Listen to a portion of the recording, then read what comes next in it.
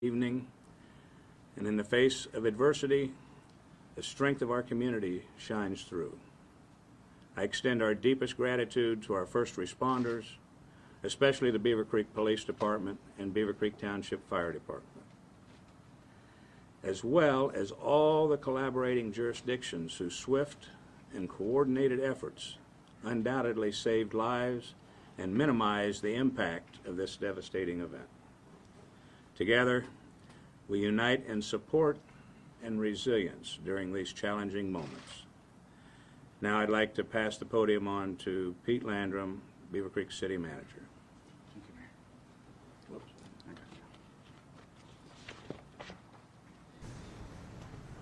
Mayor. Pete Landrum, City Manager of Beavercreek.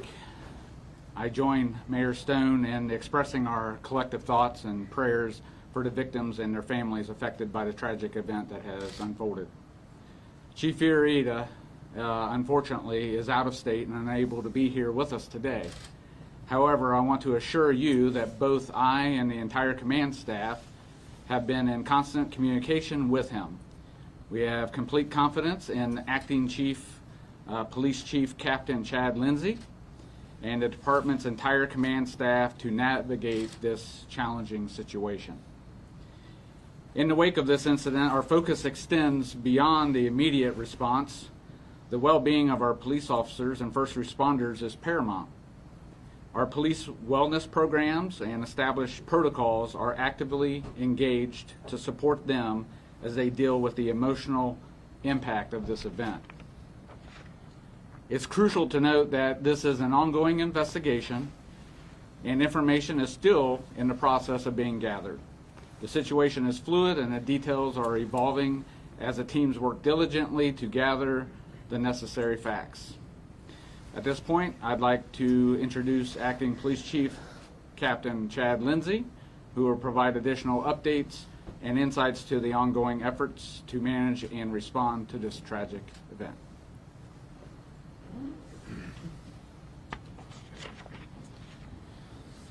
On behalf of the Beavercreek Police Department and Chief of Police Jeff Fiorita, our prayers go out to the victims and their families of this tragic event, as well as all those who have been impacted by the senseless violence that occurred last night. On November 20th, 2023 at 8:36 p.m., Beavercreek Police Department Dispatch Center received the first 911 call of a male who walked into Walmart with a rifle. As the dispatcher was gathering information, the caller stated the man, later identified as 20-year-old Benjamin Charles Jones of Dayton, Ohio, started shooting. Officers were dispatched within 1 minute, and the first two officers arrived on scene at 8:39 p.m. Beavercreek police officers heard gunshots and advanced toward the threat, locating the shooter, who was on the ground with a self-inflicted gunshot wound, at 8:42 p.m. The gunman had shot and injured 4 adult victims, 3 females and 1 male. The victims were transported to area hospitals. As of 2 p.m. Tuesday, 3 victims are listed in stable condition. 1 victim is still critical, but also in stable condition. Medics with the Beavercreek Fire Department were staged at 8:39 p.m. and arrived on scene at 8:43 p.m., with transports to local hospitals occurring minutes later. During this time, officers with the Beavercreek Police Department, along with assistance of several local agencies, continued to clear the building and secured the scene at 9:14 p.m. I want to commend our dispatchers, officers, and fire personnel for their quick response to confront the threat and treat the victims within minutes of the first call. Along with assistance from local law enforcement partners, the Ohio Bureau of Criminal Investigation, Bureau of Alcohol, Tobacco, and Firearms and Explosives, and FBI responded to assist with evidence collection and investigation, which is still ongoing. The Beavercreek Police Department would like to thank all of our law enforcement partners for their assistance and support during this tragedy, as well as the support that we continue to receive from the community. At this point, I want to draw your attention. We're going to show the body camera video from the first responding officer. You'll see that he arrives at Walmart and is entering the building. As he enters the building, he is searching for the shooter, and at 59 seconds, you'll hear one gunshot. The officer then continues to that threat and then locates the shooter down at the scene.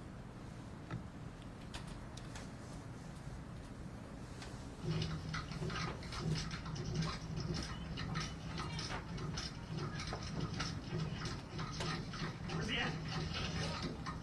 What's he look like?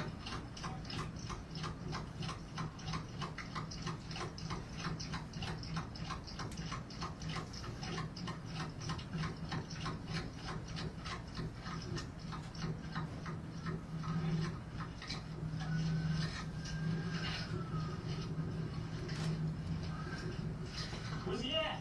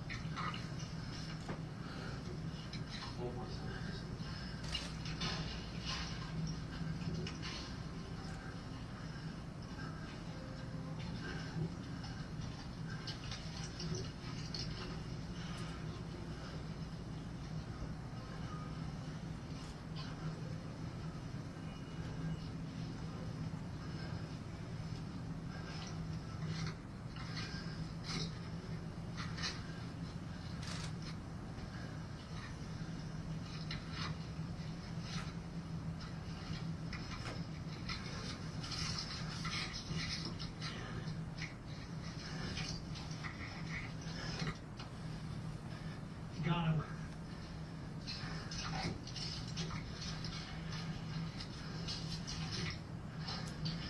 What, there ain't shooters out?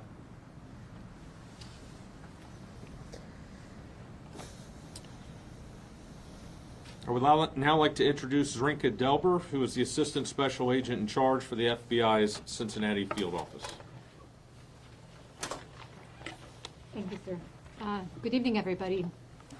First of all, I would like to start with making sure that the families and victims know that they're in our prayers, and we have sympathy for them, and we support them in their recovery. I also want to commend our partners at the Beavercreek Police Department, Greene County Sheriff's Office, Fire Department, EMS, and all other agencies that responded last night. And they responded in handling this crisis very quickly and worked to assist those who were injured very fast. The FBI is currently supporting and assisting the Beavercreek Police Department in their investigation. And as they continue to look at the crime scene, the FBI is currently looking at the shooter, his background, his motivation, and possible connections. We are very early in this process of looking at the motivation and this process of investigating. So I just want to mention that we're early. The FBI will continue to thoroughly investigate this matter while we're supporting our partners. With that, I would like to ask the public if they can assist the FBI in this investigation, our partners at Beavercreek, by calling the FBI and providing any tips, by calling 1-800-CALL-FBI, or by going online and going to our tip line, tips.gov.fbi. At this time, that's all I have. Like I said, we are at very early stages of this investigation. And again, I want to thank our partners for amazing work last night and for their support. Thank you. We'll now open up to questions. Any idea what kind of rifle was used for the shooter? Yeah, it was a high point 45 caliber carbine long gun. And did he get did the shooter, have you been able to look in the background, see if they obtained it legally, that kind of thing? That's part of what we're investigating now. We're still in the process of that. Was there any relationship between the shooter and the 4 individuals who were injured? Also under investigation. Still trying Can you to. tell us anything about the motive? The FBI is working on that as part of their investigation, so yeah, I don't have any information on that at this point. How many shots were fired total in there, do you think? That is also still under investigation, trying to confirm exactly. More than 10, more than a dozen? I don't have that exact, I can't give you that estimate at this point. You know the shooter all? You know the shooter all? Have you had any contact with him before? In the past? That's still part of what we're looking into. It's part of his background and possible motivations. And for the FBI, what information are you looking for? What do you want people to tell you what they call in? If they know anything about the shooter, we understand that shooter was resident of Dayton, had moved to Dayton probably a year ago. So not recent, not fully resident here for years. So if they have any information about the shooter, his associates, potential motives, anything like that. Thank Was you. he 20 from years. here, From and where? did he have a record, do you know? He was from here and then recently, not recently, moved and came back here. Do you know where he lived, where he was before he came back here? He was a resident of Dayton. That's all we know. Do you know 20 years old, was he a student anywhere? Was he attending school? We don't have that information. Do you have any Kevin, information? what can you tell us about any search warrants you may have served overnight and what led you to those locations? Yeah, part of the investigation we did with the FBI's assistance, conduct a search warrant at his residence. And so, you know, we're in the process of gathering that. His vehicle was also in the parking lot, so that's part of the search warrant process also, and investigation. Was that the vehicle you towed this morning, the pickup truck? I don't know exactly when that was towed. It would have been probably early morning hours at some point. Do we know if he had a record, any history? That's part of the investigation, to find out exactly what all, you know, if there's any history with him in terms of criminal history. Did he have any family in this area? Since he was from Dayton? He did. Family, and you've been in contact with them? Yep, that's all part of it. Family, talking to any witnesses that we can, you know, that we have, all of that. Speaking of the pickup truck that was in the lot, do you have any information about how long he may have been there? There's been reports that maybe he was sitting there for a couple hours before he went inside. I don't have that right now. Based on what you know about the victims, would you say that this could have been a targeted attack? I don't have any information about that. Obviously, that's going to be part of the investigation, but I can't comment on it, any, you know, Were the if it was victims targeted. shoppers, or were they employees, or a mix? Do you want to comment on that? Sure. I'm Captain Scott Molnar. I'm the commander of the Investigations Division at the Beavercreek Police Department. At this point in time, all 4 victims have been identified as shoppers. No employees, from what we know so far, were injured during the incident. And of this morning, he had 3 in critical, now just 1 in critical, so they are improving. So their injuries are not as life-threatening, is that what you're saying? Their condition is improving. From where it was earlier, the indications that we had yesterday evening, there was definitely some concern, but they were all transported quickly by the Beavercreek Fire Department. Therefore, their medical condition is improving steadily. I know you said 3 females, 1 male. Do you know the gender of the person who remains in critical condition at this hour? I believe that is the female. Was she shot in the head? No. Can you talk a little bit about where those shots may have been? You know, were they body cavities, extremities? I can say that the shots were largely random. So they ranged throughout all different parts of the body, and that is, again, a sensitive part of the investigation that we're not going to release right How now. about approximate ages?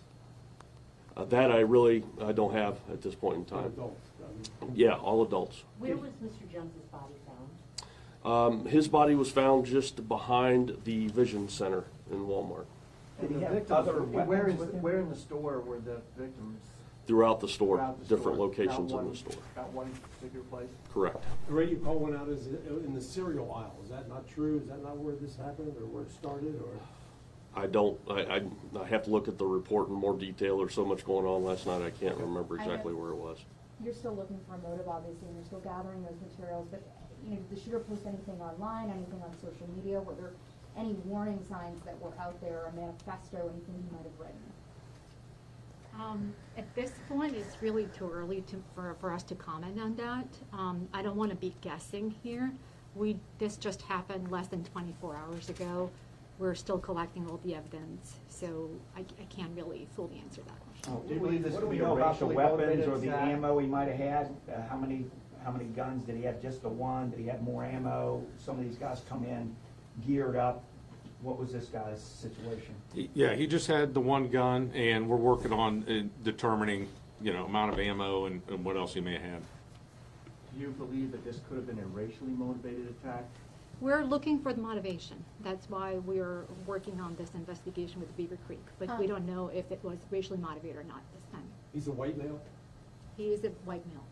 Question for Mayor Stone. Obviously, this is the same store where John Crawford III was shot in 2014. Does this bring back a lot of memories which you know for this community? Well, it can't help but bring back memories. It's, it's a tragedy all in itself, though. This is the tragedy we are grieving for, and it's a shame in a way that it has to be compared to the previous shooting. But no, we are grieving and investigating this particular shooting. Thank you.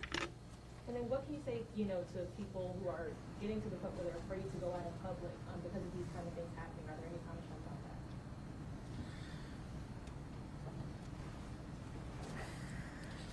I understand those concerns. Obviously, when you see situations like this happen, and it's always one of those things where you don't think it can happen in your community. So anytime it does, it's shocking, it's tragic, and it's just another example of, the need for people to just be aware of what's going on. The response to this was so fast. We had people calling in, and everybody just came together to handle this situation as quickly as possible. And as part of that, we always feel the support from the community, and we know that they're there to support and assist us. So, like I said, it's just a tragic incident, and it's something that we'll continue to train and prepare, hoping it never happens, but realizing that it's always a possibility. Do you know if Walmart was busier because it's Thanksgiving week? Was that time of night? I don't know if they had any change in their shopping population or anything at that But point. likely, right? It's possible, definitely. Obviously, you had a long gun. Walmart has breeders. Did anybody call when they saw? Did he try to steal? I'm sure you checked videotape. Did he steal the long gun? Well, that's still part of the investigation process. We're going through to review all of that video, review the phone calls, talk to witnesses. The call that we had, the initial caller, like I said in my initial statement, saw him walk in with the gun. And He had then, it out. He wasn't trying correct, to hide it. Okay. correct. Captain, you said you're investigating motivations. Your shooter is a white male. Are you able to say the ethnic background of your victims? At this point, we're not going to release that. That's still part of, what the FBI is looking into as part of their investigation. Can you How talk far did about he the get into the training? store before he started? I'm sorry? shooting? Can you talk about your training? You mentioned ongoing training Mhm. for active shooter. What kind of training has the Beavercreek Police Department done just over the past months, years? Because this has been happening nationally. Right. We have annual, what we basically call active threat training, to where we have instructors that will have a classroom portion of training in terms of tactics, techniques for officers as they respond to an active threat situation. And we run through scenarios where officers are actually entering buildings, clearing buildings, responding to the threat. Along with that, we also have a electronic scenario-based system to where officers can interact with this system. It's on a screen, and so they can run through scenarios in that and practice not just responding to a critical incident or a threat situation, but also working on de-escalation tactics and those types of things. Do you know how long he was in the store before he started shooting? I do not know that yet. That's part of the investigation that they're putting the timeline together. They saw him come in with the gun. You're talking about a customer? Yeah. Yes. How many agencies responded to this? I don't have that number off the top of my head, but we had there was quite a few. Agencies from all over. In terms of Greene County, Montgomery County, we had support from everywhere locally, agencies coming to help us with the scene and, make sure everything was safe and secure. We see this video of this officer going in here. I mean, that's pretty intense. He has no idea what he's gonna face. Looks like he's by himself. Talk to us a little bit about what you see in that body cam. I mean, that's a good way to describe it. You can feel the tension. You can feel the kind of the adrenaline going just as you're watching it. And in his case, it's magnify that exponentially. And there was another officer behind him that you didn't see, but their goal and their role in that situation is to locate the threat as fast as possible. So at that point, and that goes back to our training and preparing them for that situation, is as they go in there, it's a one-track mind to get to that threat. And then at that point, when they see him, he had already committed self-inflicted wound and he was deceased. Then it immediately goes into the fire department's assistance and clearing the scene and the evidence collection part of all of that investigation. How long was he in the store shooting, presumably, before? I don't have that number at this point, that exact time frame. We're still looking into that to piece that all together. Witness statements indicating he said anything as he was in the store or walking into the store? We have a lot of witness statements. Some of those we're still trying to compile all those. I don't know that specifically, though. Has Walmart told you when they will reopen their store and when will their employees be allowed to return? I don't have that information. What are their employees doing? Just I couldn't answer. Yeah, I'm not sure what their procedure or how they're handling it on their end. I mean, with these kind of events happening, seemingly increasingly nationally, would you say community response is what people should focus on more? I mean, if we're in this kind of situation and the police aren't responding in 4 minutes or 3 minutes as if, we're in Beavercreek in another city, what should people be doing? Well, it goes back to, like I said, trying to do what you can to be aware of your surroundings. Always be vigilant, and know, I guess where you're going, what your activities might be. Unfortunately, there's never going to be an exact answer or a perfect solution to avoid a situation like that. It's just a matter of what you can do if it happens. How you can kind of think about to prepare yourself if it happens, to get to safety as quick as possible, call 911 as fast as possible, things like that. So you're mentally prepared if you find yourself in a situation like that. Captain, this could be for you or the FBI. As you're looking into the background, shooter's background, any indications of potential concerns about mental health? Like I said, we are collecting all of the information about the shooter and his background right now. Obviously, that's something that we're going to look into really deeply. Were there any specific organizations he may have belonged to? Do you know where he worked? Any kind of information on him at this point? Right now, we don't have any. I mean, we're collecting information. We don't have anything right now that we can share with the public. The shooter is 20 years old. The Walmart is down the street from Wright State University.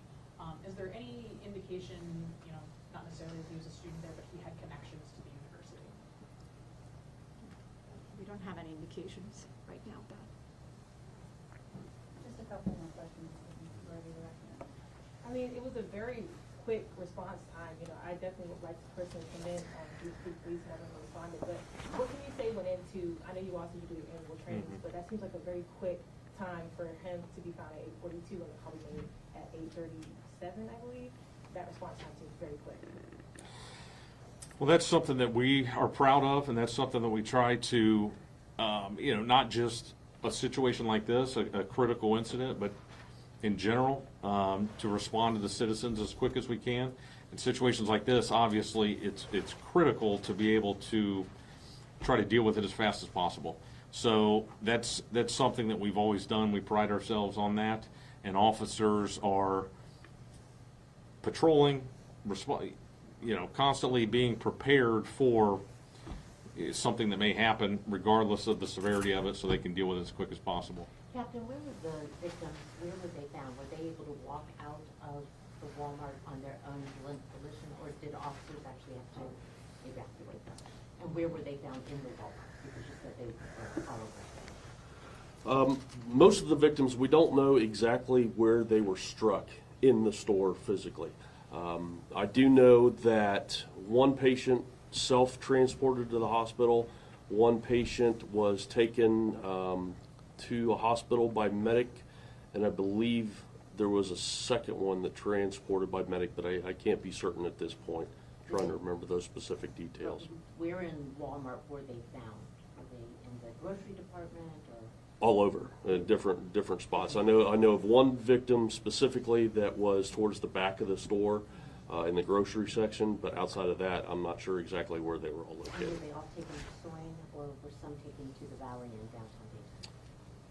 Chief, can you help with that? 2 to Soin, 1 to Miami Valley Beavercreek, later flown to Valley downtown. Correct me if I'm wrong, was the suspect found in the vision center of the Walmart? It's what it looked like in the body cam, but I That could is be correct. wrong. Okay. Yes. That's towards the front of the store? Yes. Mr. Mayor, question for you. What should be done about the Walmart? It seems to be a troubled spot. I mean, I know it's not its fault, but it seems to be a spot where things seem to happen quite a bit. Is the city planning anything to try and rectify that, or is there a way to do anything? Well, all I'll state today is that I'm sure the city will be talking to Walmart and seeing what can be improved, if anything. But I do want to go on and say that for today, we'd like to close the session, and all subsequent information will get out just as soon as it's available, and there'll be